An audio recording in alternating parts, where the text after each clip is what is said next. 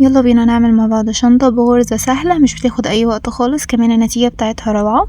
بس الاول ما تنسيش الاشتراك ويلا بينا على طول نبتدي.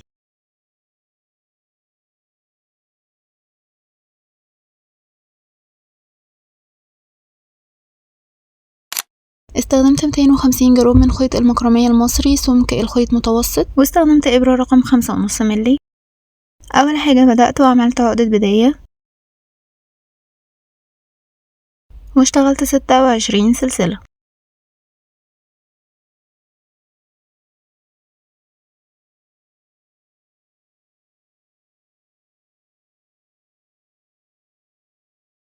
ستة وعشرين سلسلة عملوا معايا بالظبط 26 سنتي. ده وش السلاسل، انا مش بشتغل فيه، هقلب السلسلة على الظهر بتاعها هلاقي عندي حلقات، هي دي الحلقات اللي انا بشتغل فيها. مش هشتغل في اول حلقة، هشتغل من الحلقة التانية. هدخل كده اسحب خيط وبعدين اسحبه من اللفة اللي على الابرة، ودي اسمها غرزة منزلقة. هعمل 5 غرزة منزلقة كده، 1 2 3 4 5. وبعدين هشتغل 5 غرزة نص عمود. هشتغل نص عمود ازاي؟ هلف الخيط على الابرة، هدخل جوه الحلقة، اسحب خيط، هيبقى عندي 3 لفات على الابرة، هسحب الخيط من ال3 لفات مع بعض. دي كده اول واحدة.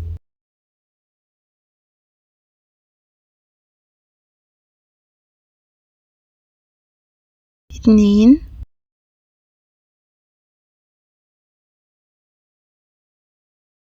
3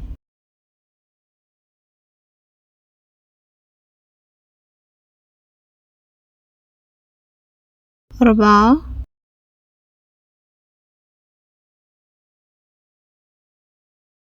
5. وهرجع اكرر تاني 5 غرزة منزلقة،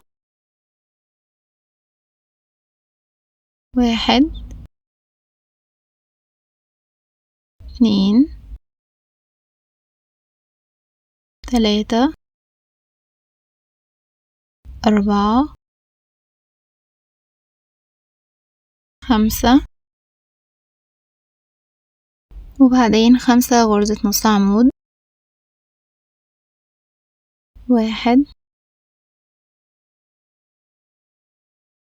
2 3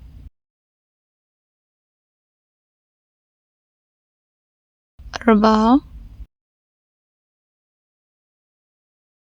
5. هلاقي متبقي عندي في السطر 5 سلاسل، هشتغل فيهم 5 غرزة منزلقة.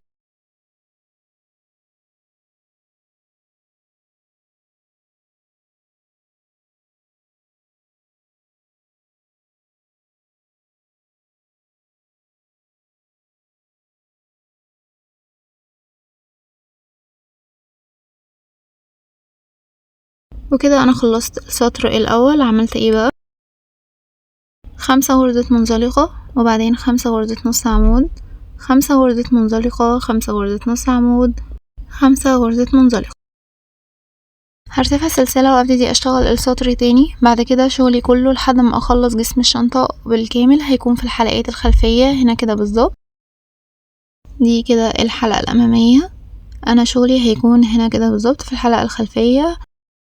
والسطر التاني هشتغل بالظبط زي السطر الاول. اول حاجة هعملها 5 غرزة منزلقة في الحلقات الخلفية،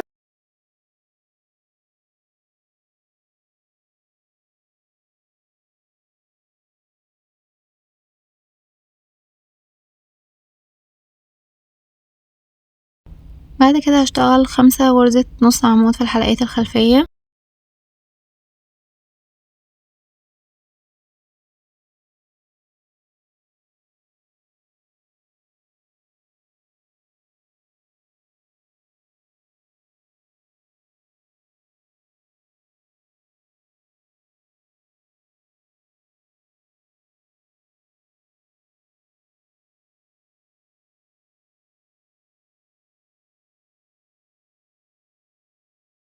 وكرر 5 غرزة منزلقة في الحلقات الخلفية.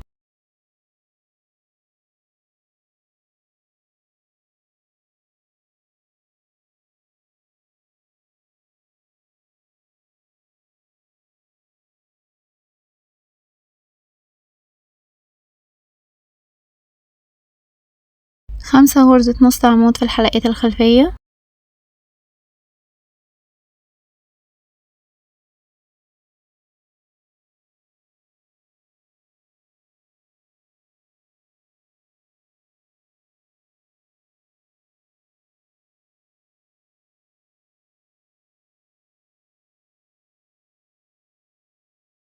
وبعدين 5 غرزة منزلقة في الحلقات الخلفية.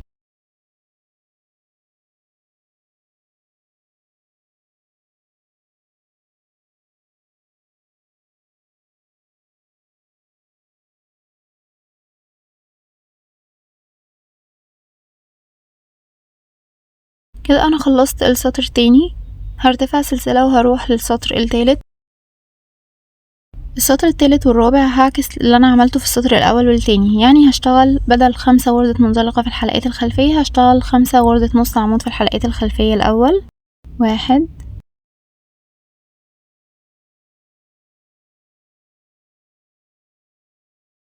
2 3 4 5. وبعدين هشتغل 5 غرزة منزلقة في الحلقات الخلفية. 1 2 3 4 5. وبعدين ارجع اكرر تاني 5 غرزة نص عمود في الحلقات الخلفية.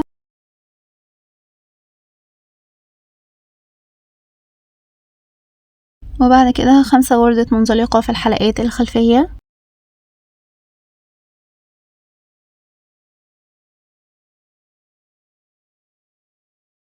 واخر حاجة 5 غرزة نص عمود في الحلقات الخلفية.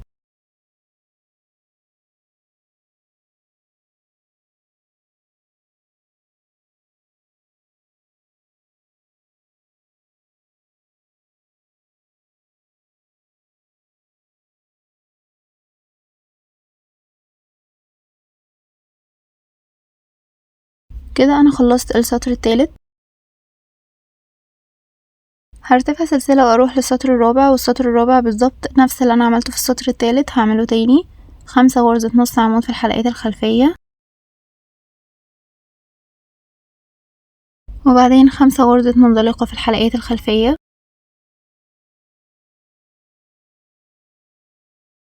وبعدين 5 غرزة نص عمود في الحلقات الخلفية،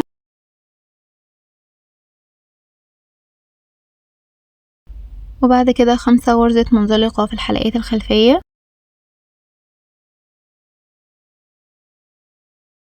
واخر حاجة في السطر 5 غرزة نص عمود في الحلقات الخلفية. كده انا خلصت السطر الرابع، وهي دي الطريقة اللي انا هشتغل بيها جسم الشنطة، تكرار سطرين وسطرين.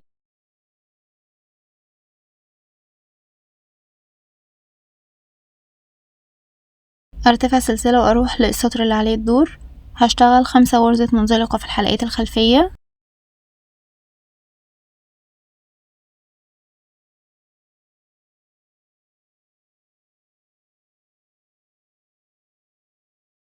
وبعدين 5 غرزة نص عمود في الحلقات الخلفية،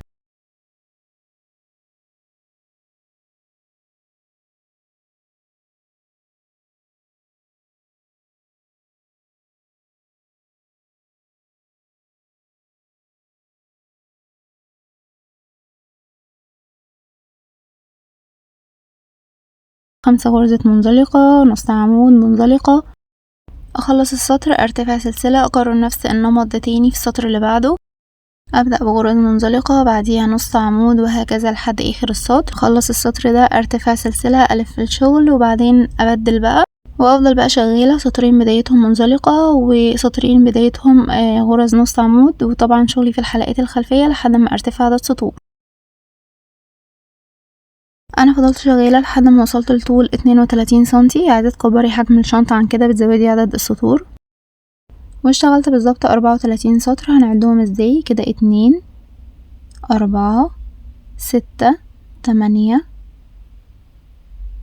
10 12 14 16 18 20 22 24 26 28 30 32 34. ده كده الظهر بتاع الغرز، وده هيكون الوش بتاع الغرز. انا بس هقفل الشنطة من الظهر بتاعها وبعدين هبقى اقلب الشنطة على الوش. دلوقتي هقفل الجنبين، هدخل في اول غرزة عندي مع اول غرزة في السطر اللي قدامها. طبعا انا لسه مفصلتش الخيط، هسحب الخيط اللي انا كنت شغالة بيه جسم الشنطة من اول غرزة دي، وبعدين اعمل سلسلة وفي نفس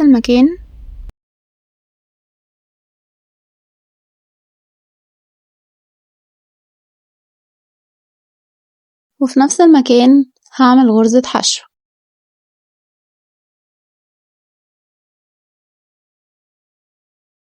ادخل في الغرزة اللي عليها الدور اخر كده كل سطر مع الغرزة اللي قدامها، اسحب خيط واعمل غرزة حشو وافضل شغالة تقفيل كده كل غرزة مع اللي قدامها بغرز الحشو لحد ما اقفل الجنب كله.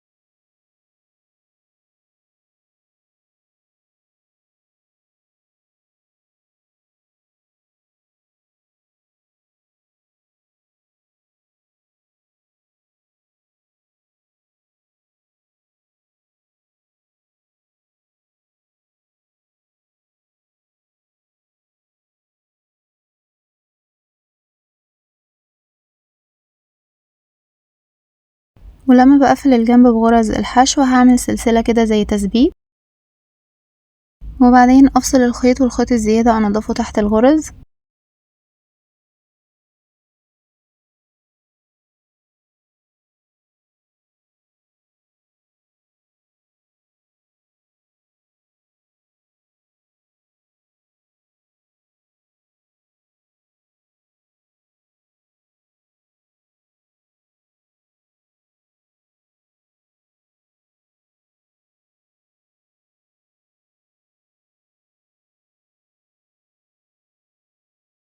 وهقفل الجنب التاني بغرز الحشو بنفس الطريقة. بظبط كده الجنبين قدام بعض وبعدين هروح لأول غرزة عندي في السطر مع الغرزة اللي قدامها في الجنب، وبعدين اسحب خيط واعمل سلسلة وفي نفس المكان اعمل غرزة حشو، وافضل بقى شغالة بنفس طريقة التقفيل الجنب التاني كل غرزة مع اللي قدامها واقفلها بغرزة حشو لحد ما اقفل الجنب كله. كده احنا قفلنا الجنبين وده هيكون ظهر الشنطة. هقلب بقى الشنطة على الوش بتاعها.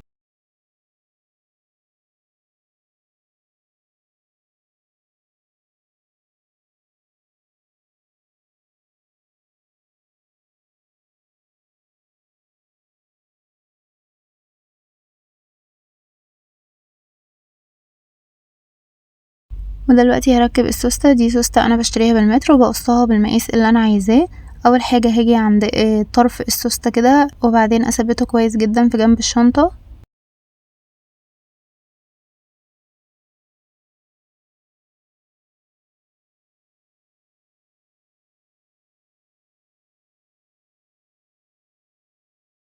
هفتح السوستة وهثبت كل طرف كده مع الجنب بتاعه بدبابيس.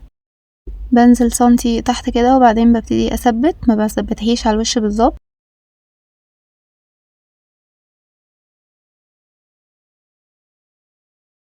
واخد بالي وانا بخيط ان الخياطة عندي تكون على خط واحد مستقيمة عشان لما اجي اقفل السوستة ما تعوجش معايا.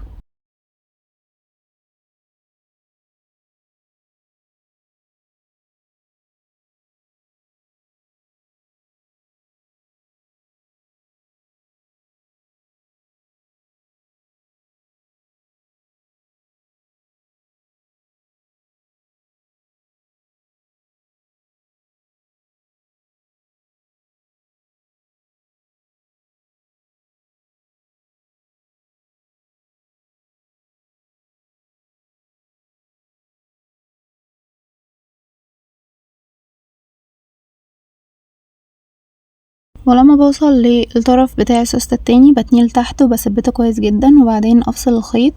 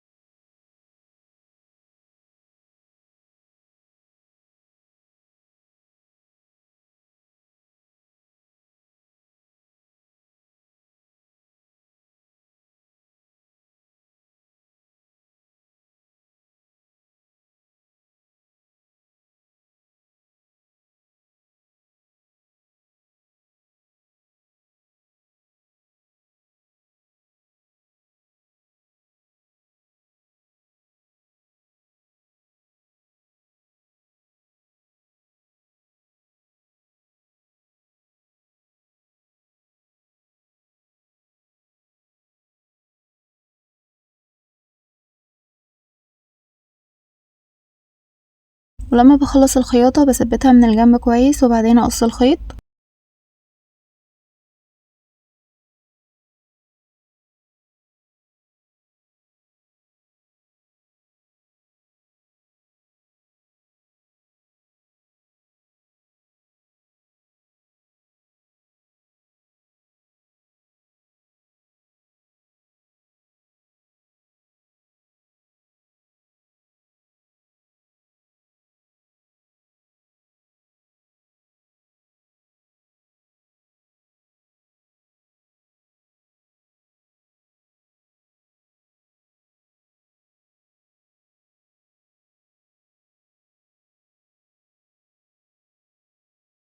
غرزة سهلة جدا والنتيجة بتاعتها روعة، مش هتاخد اي وقت خالص، وبجد هتعجبك قوي لما تنفذيها. ولما تنفذيها انا متأكدة ان هي هتطلع معاكي زي ما انت شايفاها في الفيديو كده بالظبط. اذا وصلتي للدقيقة دي من الفيديو اكتبيلي كومنت عرفيني بتشوفيني من اي مكان وايه رأيك في الشنطة، وما تنسيش تعملي اشتراك عشان في حاجات جامدة جاية، واستنوني في فيديو جديد.